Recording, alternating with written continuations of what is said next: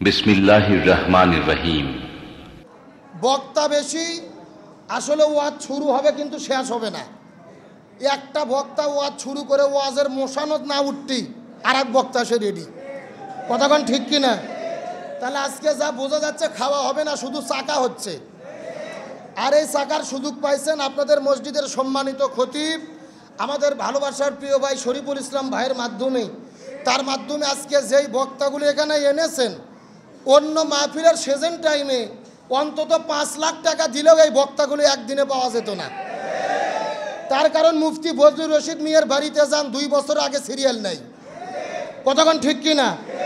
এই বক্তাগুলো এসেছে, আলোচনা যাই শুনি, ইন্টারনেট ইউটিউবে ওয়াজ তো আমরা সবাই শুনি, আজকে দেখতেছি, এটাই আলহামদুলিল্লাহ। তাহলে 15 মিনিট আলোচনা হবে, আপনাদের মনোযোগ আছে? শোনেন, ওই নাহমাদুহু, ওই আপনার ওই ভূমিকে টুমিকে আমি যদি খুতব পড়িতে টাইম শেষ, একেবারে খুতব সারা খেটাখেট ওয়াজ করবো। আমার দিকে তাকান। প্রথম নম্বর হাদিস হলো, রসুল বলেছেন রমজান মাস যখন আসে আল্লাহ জান্নাতের দরজাগুলোকে খুলে দেয়, আল্লাহ তাআলা জাহান্নামের দরজাগুলোকে বন্ধ করে দেয়। সুবহানাল্লাহ বলবেন না? আর রসুল বলেছেন রমজান মাস যখন আসে আল্লাহ তাআলা শয়তানদেরকে শেকল বন্দি করে। জোর বলেন, কি বন্দি করে? তাহলে আমাদের বিশ্বাস হলো শয়তান এখন কি আছে? বন্দি আছে। জোরে বলেন, কি আছে? তে শয়তান যদি বন্দি থাকে তে সুদ খাচ্ছে কারা? কথা কর না কে? এ বগুড়া জেলা সুদ চলতেছে না, ঘুষ চলতেছে না? এমনও বাটপার আছে ওজার দিনে ডাইরেক্ট ঘুষের টাকা নেয় না। একটা লোক টাকা নিয়ে যাচ্ছে ঘুষের টাকা, এ বলতেছে টাকা তুমি কি পাগল হয়েছে, আমি রোজা নাই, টাকা ড্রয়ের মধ্যে রেখে যাও, আমি ইফতার করার পরে গণনা করে নেব। এইরকম আল্লাহর ওলি আছে না নাই? আমার মনে বলে এই 12 মাসের মধ্যে শয়তান সবচাইতে বেশি খুশি থাকে রোজার মাসে। তার কারণ হলো শয়তানক বন্দি করে রাখছে, শয়তানের কোনো ডিউটি নাই, শয়তান শুধু শরবত খাচ্ছে আর আপেল খাচ্ছে। কারণ শয়তান লক্ষ্য করে দেখতেছে আমি বন্দি থাকলে কি হবে, অন্যায় বন্ধ নাই, অন্যায় 100 ডিগ্রি ফোর্সে চলতেছে। তার মানে শয়তান মনে মনে চিন্তা করতেছে, সুদ যারা খায়, ঘুষ যারা খায়, জিনা যারা করে, মিথ্যা কথা বলে, শয়তান বলতেছে এরা হলো আমার চাইতে বড় শয়তান। আজকে বাংলাদেশে শয়তান আসে না নাই? শয়তান যদি না থাকবে, ঢাকা বিশ্ববিদ্যালয়ের ভেতরে হাজার হাজার ছাত্র ছাত্রীরা রং উৎসবের নামে হাজার হাজার ছেলে মেয়ে বেপরদা হয়ে ছেলে মেয়ের গায়ে রং মেখে দিচ্ছে, মেয়ে ছেলের গায়ে রং মেখে দিচ্ছে। হিন্দুয়ানি সংস্কৃতি, এই হুলিয়ানি সংস্কৃতি নিয়ে এসে পবিত্র রমজান মাসে যারা এই রকম নাচানাচি করতেছে, বেপরদা হয়ে অশ্লীল নাচানাচি করতেছে, এরাই হলো সবচাইতে বড় শয়তান। শয়তানের দরকার আছে? শয়তান বলতেছে কে রে, তোরা তো আমার চাইতে বড় দাদা। কথা কন না কে? এটা কোন বিশ্ববিদ্যালয়? ঢাকা বিশ্ববিদ্যালয়। বিশ্ববিদ্যালয় প্রতিষ্ঠা হলো কেমনে? নবাব স্যার সলিমুল্লাহর দেওয়া 600 একর জমির ওপরে ঢাকা বিশ্ববিদ্যালয় প্রতিষ্ঠিত। ওই জায়গার মধ্যে অশ্লীল নাচানাচি চলে। আমরা বলি এরা কখনো মুসলমানের বাচ্চা হতে পারে না। এদের সভ্য যদি পিতা মাতা থাকতো, ভদ্র পরিবারের সন্তান হতো, এরা পবিত্র রমজান মাসে এমন বেহায়াপনা করতে পারতো? যেই বিশ্ববিদ্যালয় রমজানের শুরুতে ইফতার মাহফিলে বাধা দেওয়া হলো, পবিত্র কোরআনুল কারীম তিলাওয়াতের মধ্যে বাধা দেওয়া হলো। আমরা বলতে চাই, যেই ঢাকা বিশ্ববিদ্যালয়ে কোরআন তেলাওয়াতে বাধা হয়, হোলি খেলায় বাধা হয় না, আবার তারাবির নামাজে বাধা হয়, ইফতারে বাধা হয়, রং উৎসবে বাধা হয় না। এখান থেকে বোঝা যায় এরা মুসলমান নয়, এরা আবু জেহেলের প্রেতাত্মা। আজকে ফেসবুকের মধ্যে দেখলাম যারা ইফতার মাহফিলে বাধা দিয়েছে ওরাই রং উৎসব করতেছে। ওরা কারা? ওরা হলো সোনার ছেলে। ওরা কিসের ছেলে? নাম বললে চাকরি থাকবে না। এই যে চলতেছে আজকে রমজান মাস, আমাদের রমজান এসেছে অন্যায় থেকে দূরে থাকার জন্য। অথচ সৌদি আরবের ভেতরে আমরা যেই সৌদি আরবকে এত ভালোবাসি, এত মহাব্বত করি, ওই সৌদি আরবের সুন্দরী নারীদেরকে একেবারে অর্ধলুঙ্গ করে কালেমা খচিত পতাকা তাদের শরীরের মধ্যে ঢুকে দিয়ে সুন্দরী প্রতিযোগিতার মধ্যে বেহায়াপনা অর্ধলুঙ্গি অশ্লীল নারীদেরকে পাঠাইয়া দিয়েছে। জোরে কোন সুবহানাল্লাহ। কি এ জোরে কোন নাউজুবিল্লাহ। যেই সৌদি আরবের পতাকার মধ্যে কালেমা লেখা, ওই পতাকা শরীরের মধ্যে নিয়েছে সুন্দরী মহিলার মুখের মধ্যে পর্দা নাই, শরীরের মধ্যে পর্দা নাই। ওই সৌদি আরব সুন্দরী প্রতিযোগিতার নামে মেয়েদেরকে বেপর্দা করে ছেড়ে দিয়েছে। নিঃসন্দেহে এটা কিয়ামতের আলামত ছাড়া কিছু হতে পারে না।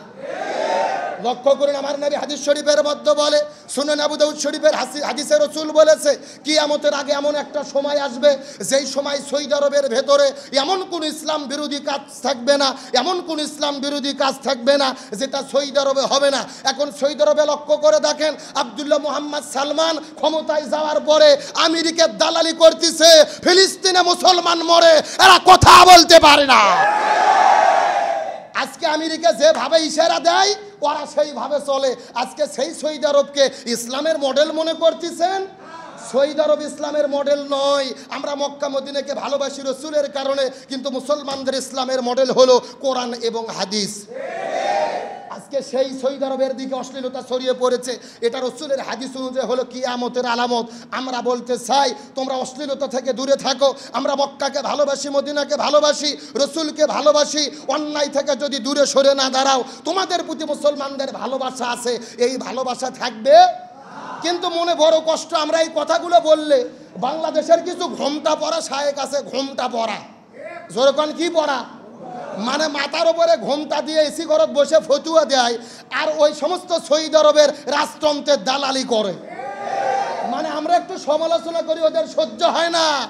আমরা বলতে চাই ইসলামের বিরুদ্ধে দূরাচরণ থেকে দূরে সরে আসো, নতুবা পৃথিবীর মুসলমান তোমাদেরকে বয়কট করতে বাধ্য হবে।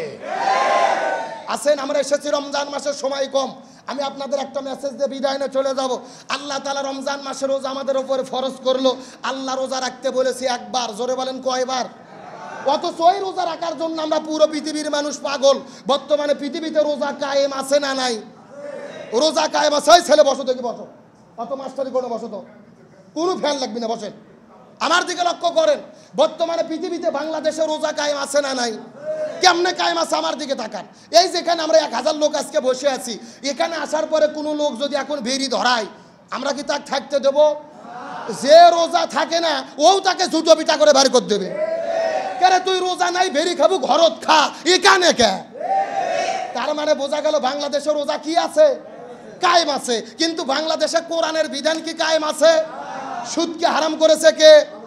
অথচ আপনাদের এই হাকির মরুপশহর এলাকা সুদখুর নাই, কথা কর না কে? সুদখুরে মাথা তারও 6 তালা টুপি, মুখের মধ্যে দাড়ি, নামাজ পড়ে সামনের কাতারে, মনে হয় জিব্রাইলের খালাতো ভাই। মানে এই মাত্র জান্নাত থেকে পালিয়ে যাচ্ছে। তাহলে বোঝা গেল কোরআন এই বাংলাদেশে রোজা কায়েম আছে, কিন্তু কোরআনের বিধান আল্লাহ তাআলা কোরআনের 82 জায়গার মধ্যে বলেছে, আকিমুস সালাহ ওয়া আতুজ যাকাত, তোমরা নামাজ কায়েম করো, যাকাত প্রদান করো। যাকাত দেওয়ার কথা আল্লাহ 82 বার বলছে। কয়বার? ওই যাকাত কি বাংলাদেশে আছে? কয় টাকা থাকলে যাকাত দেওয়া লাগবে, কয় টাকা থাকলে যাকাত ফরজ হয়, আমরা ওটাই তো জানি না। গভীর মনোযোগ ভালো করে বুঝবেন। কোনো ব্যক্তির কাছে সারা বছরের পরিবারের ভরণ পোষণ, বাসা ভাড়া, খাওয়া দাওয়া, স্ত্রী সন্তানের চিকিৎসা সব কিছু বাদ দিয়ে যদি তার কাছে পূর্ণ 1 বছর 7.5 ভরি স্বর্ণ অথবা 52 ভরি রৌপ্য থাকে, অথবা সমপরিমাণ টাকা এবং সম্পদ থাকে, তার উপরে যাকাত ফরজ হয়, তার উপরে যাকাত ওয়াজিব হয়। গভীর মনোযোগ।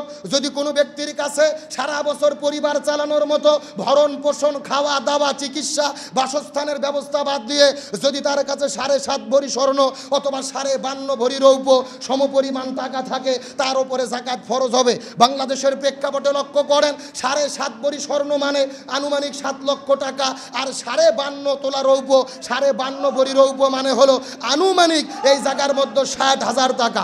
জোরে বলেন কয় হাজার? লিল্লাহে তাকবীর, লিল্লাহে তাকবীর। মাওলানা রুহুল আমিন যুক্তিবাদী সাহেবের আগমন আল্লাহ তাআলা কবুল করুক, বলেন আমিন। আমার দিকে লক্ষ্য করেন, শেষ কথা। তাহলে স্বর্ণের দাম যদি হিসাব করি 7 লক্ষ টাকা, আর যদি রৌপ্যের দাম হিসাব করি 60,000 টাকা আনুমানিক।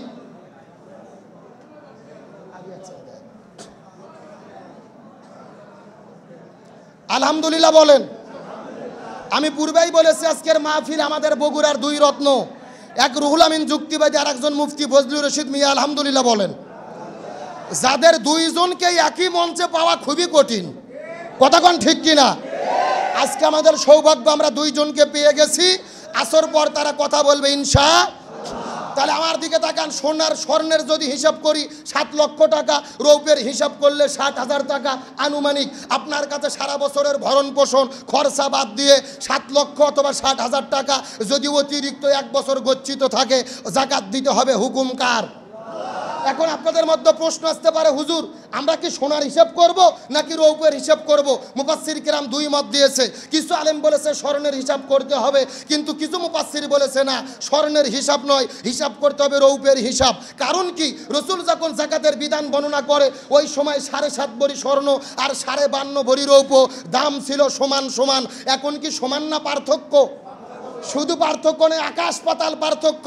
অধিকাংশ মুফাসসির বলেছে রৌপের হিসাবে জাকাত দিতে হবে। তার কারণ রৌপের হিসাব করে যদি আমরা জাকাত দেই, এতে যে জাকাত দেবে সেও লাভবান হবে, যে জাকাত খাবে সেও লাভবান হবে। কারণ আপনি যদি 60 লক্ষ টাকার হিসাব করেন, 60 লাখ টাকা ঠাকার মরত্ব নাই, হয়তো 100 জনে 10 জন। আর আপনি যদি 60,000 টাকার হিসাব করেন, 100 জনে 50 জন পাওয়া যাবে। তাহলে কি হবে? যদি রৌপের হিসাবে জাকাত দেন, আমরা জাকাত দিয়ে সওয়াব পাবো। যারা জাকাত খাবে, জাকাত নিয়ে তারা দরিদ্র থেকে দূর হবে। এখান থেকে বোঝা যায় আপনার ভরণ পোষণ বাদ দিয়ে 60,000 টাকা যদি অতিরিক্ত 1 বছর আপনার কাছে গচ্ছিত থাকে, আপনার জাকাত দিতে হবে। হিসাব কার? হুকুম কার? আমি এখন শেষ কথা আপনাদের বলতে চাই, বাংলাদেশে কি জাকাত আছে? বাংলাদেশে জাকাতের টাকা কেউ দেয় না, দেয় জাকাতের শাড়ি আর জাকাতের লুঙ্গি। কথা কন না কে? আমি সুস্পষ্ট করে বলতে চাই, শাড়ি লুঙ্গি দেওয়া জাকাতের বিধান নয়।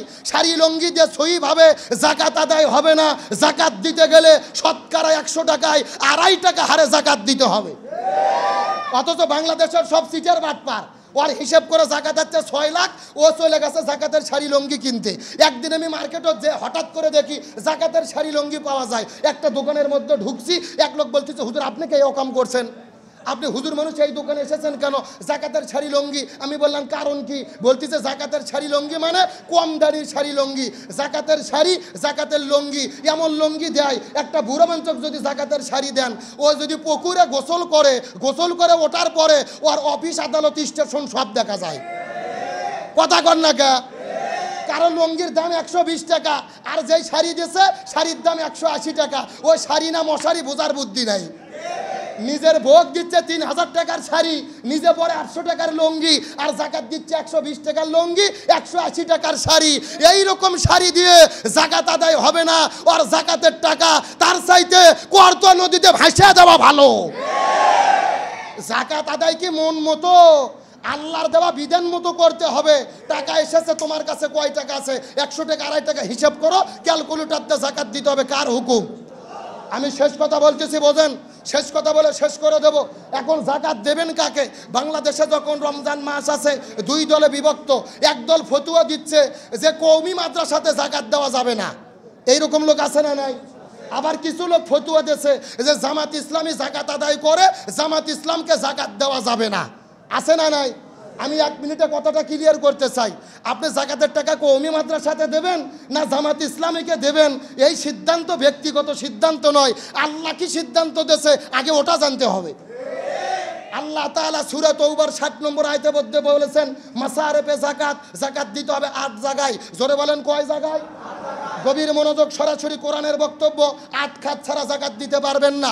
1 নম্বর হলো ফকির, যে একেবারে অসহায়, চলতে পারে না। 2 নম্বর মিসকিন, যার কোনো সম্পদ নাই, তাকে জাকাত দিতে পারবেন। 3 নম্বরে দাস মুক্তি। আগেকার আমলে দাসের প্রথা ছিল, মানুষেরা মানুষের অধীনে দাস থাকতো, এই দাস থেকে মুক্তি করার জন্য জাকাত দেওয়া যাবে। 4 নম্বর ঋণ মুক্তি, যেই গরিব মানুষ ঋণের মধ্যে পড়েছে, ঋণ থেকে মুক্তি পেতে পারে না, ঋণ মুক্তির জন্য জাকাত দেওয়া যাবে। 5 নম্বর মুজাহিদ, যারা জমিনে দিন কায়েমের আন্দোলন করে, ইসলাম প্রতিষ্ঠার কাজ করে, এই জমিনে আল্লাহর কায়েমের বিধানের প্রতিষ্ঠার কাজ করে, এই মুজাহিদ যারা, এদেরকেও জাকাত দেওয়া যাবে। 6 নম্বর হলো মুসাফির, যারা আল্লাহর জমিনে সফর করে, টাকা পয়সা নাই, চলতে পারে না, মুসাফিরদেরকে জাকাত দেওয়া যাবে। আর আপনার 8 নম্বর ফকির, 2 নম্বর মিসকিন, 3 নম্বর দাস মুক্তি, 4 নম্বর ঋণ মুক্তি, 5 নম্বর মুজাহিদ, 6 নম্বর মুসাফির, 7 নম্বর যারা জাকাতের টাকা আদায় করে কর্মচারী, এদেরকেও জাকাতের টাকা দেওয়া যাবে। আর 8 নম্বর হলো আপনি যারা টাকা তুললো তাদের দিলেন। 8 নম্বর যারা বিধর্মী, হিন্দু, বৌদ্ধ, খ্রিস্টান, অন্যান্য ধর্মাবলম্বীদের জাকাত দিলে তারা যদি ইসলামের পথে ফিরে আসে, তাদেরকেও জাকাত দেওয়া যাবে। এখন যদি কওমি মাদ্রাসার মধ্যে এতিমেরা থাকে, দরিদ্র মুসাফিরেরা পড়াশোনা করে, এতিম মিসকিন থাকে, লিল্লা বোর্ডিং থাকে, ওখানে যাকাত দেবেন, কোনো সমস্যা? আবার জামাত ইসলাম যদি বলে আমরা দিন প্রতিষ্ঠার কাজ করি, আমরা মুজাহিদ, এই জমিন আল্লাহর আইন চাই, এই যে 8 টাকাতে যাকাত দিতে হবে, আপনি এতিমকে যাকাত দিয়েছেন, এক জায়গায় গেল, আপনি হাফিজি মাদ্রাসায় দিয়েছেন, এক জায়গায় গেল, মুসাফির পেল না, মুজাহিদ পেল না, দাস মুক্তি হলো না, ঋণ মুক্তি হলো না। কোন ইসলামী সংগঠন যদি বলে আমরা 8 টাকাতে যাকাত দেব, যাকাতের টাকা আমাকে দাও, আপনার টাকা দায়িত্ব দাও, আপনি দিতে পারবেন, ও যদি না দেয় তার হিসাব আল্লাহর কাছে দেবে। এখন জামাত ইসলাম যদি বলে যাকাত দাও, 8 টাকাতে দেব, চরমনাই পীর যদি বলে যাকাত দাও, 8 টাকাতে দেব, আপনি যাকাত দিতে পারবেন, কোনো সমস্যা নাই। কথা কি ক্লিয়ার না ভেজাল আছে? এই যে 3 দিন আগে চট্টগ্রামে একটা মানুষকে দেখেছেন সিএনজিনে বের হয়েছে, হঠাৎ করে সিলিন্ডার বাস্ট হয়ে আগুন লেগে পুরো শরীরটা কঙ্কাল, ছবি দেখার পরে শরীরের লোম দাঁড়িয়ে গেছে। তিনি যখন বিদায় নিল, তার পরিবারের কাছে সর্বপ্রথম যিনি দাঁড়িয়েছে তারাই হলো জামাত ইসলামী। নগদে 5 লক্ষ টাকা দিয়েছে, পরিবারের দায়িত্ব নেছে। আমিরে জামাতের দিকে লক্ষ্য করেন, যিনি মানবতার ফেরিওয়ালা, জেল থেকে মুক্ত হয়ে আল্লামা সাইদির কবর জিয়ারত করার পরে কার রিক্সা নাই, গরিব মানুষ রিক্সা বিতরণ করতেছে, মহিলা মানুষের মধ্যে কাপড় সেলাই করা মেশিন দিচ্ছে, বন্যা হচ্ছে খাবার দেয়, শীত হচ্ছে সেখানে পোশাক দেয়। এখান থেকে বোঝা যায় এই মানবতার ফেরিওয়ালা, জনগণের পাশে যারা দাঁড়ায়, এরাই হলো জাতির শ্রেষ্ঠ সন্তান। আর তাদের বিরুদ্ধে ফতুয়াবাজি করতে গেলে হিসাব করে ফতুয়াবাজি করা লাগবে। তার কারণ তারা জমিনের মধ্যে আল্লাহর কোরআনের বিধান চায়, সৎ লোকের শাসন চায়। সুতরাং আজকের আলোচনার শেষ ফতুয়া, ইসলামী আন্দোলনের বিরুদ্ধে ফতুয়াবাজি করেন না। আমরা যত ফতুয়াবাজি করব আমাদের তত লস। এই যে কতদিন আগে বিতর্ক তর্ক শুরু হয়ে গেল, আজকে মুফতি আমির হামজা ভাই আল্লামা ইয়া মাহমুদ উমরাতে গেছে, কওমি আলেম, হেফাজতের আলেম, জামাতের আলেম এক জায়গায় হয়ে গেছে, আলহামদুলিল্লাহ বলেন। একই জায়গার মধ্যে গতকালকার ছবি দেখার পরে মানুষের কলিজা শান্তি, আমির হামজা ভাইকে দেখার পরে কলিজা শান্তি। আমরা শেষ কথা বলবো, আর দলাদলি নয়, মুসলমানেরা আলেমেরা একদল না হলে মুসলমানদের আরো 12টা বাজবে। এই জন্য দলাদলি ফতুয়া বাদ দিয়ে সব আলেমদের একদল হওয়ার দরকার আছে না নাই? আসুন আমরা আজকের আলোচনা থেকে শিক্ষা গ্রহণ করি। কোরআনের মাস, কোরআন এসেছে তাই এত সম্মান রমজানের। কোরআন না থাকলে রমজানের সম্মান থাকতো না। আজকে শপথ গ্রহণ করি, কোরআন পড়ি, কোরআন বুঝি, কোরআন দিয়ে জীবন গড়ি। ব্যক্তি, পরিবার, সমাজ, রাষ্ট্র, রান্নাঘর থেকে শুরু করে সংসদ ভবন পর্যন্ত প্রত্যেকটি জায়গায় কোরআন যদি কায়েম না হয়, রোজা রাখে 4 আনা বসার কোনো লাভ নাই। সকল জায়গায় আমরা কোরআনের বিধান চাই কি চাই না? কারা কারা চাই? দুটি হাত আল্লাহকে তুলে দেখান।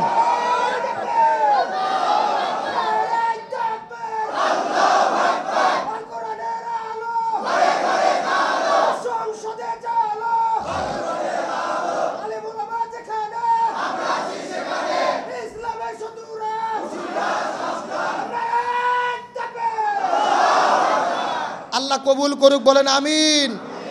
প্রথমেই বলেছি ওয়াজ শুরু না হতেই টাইম শেষ। নামাজ যেহেতু আছে, আসন নামাজটা জরুরি। আমি যতটুকু কথা বলেছি ভূমিকা ছাড়াই আল্লাহ তাআলা আমাদের সকলকে আমল করার তৌফিক দিক, বলেন আমিন। আমাদের প্রিয় মুরব্বী মাওলানা রুহুল আমিন যুক্তিবাদী সাহেব এসেছেন, মুফতি বদরুর রশিদ মিয়া আমাদের মুরব্বী, আমাদের বাপজান, তিনি এসেছেন।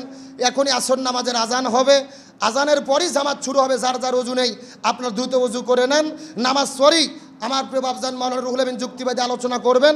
এবং সর্বশেষ আমার প্রিয় চাচা মুফতি বদরুর রশিদ মিয়া আমাদের মধ্যে আলোচনা রাখবেন এবং সমাপনী মোনাজাত করবেন। এখনই আজান হবে, যাদের ওযু নেই আপনার দ্রুত ওযু করে নেন।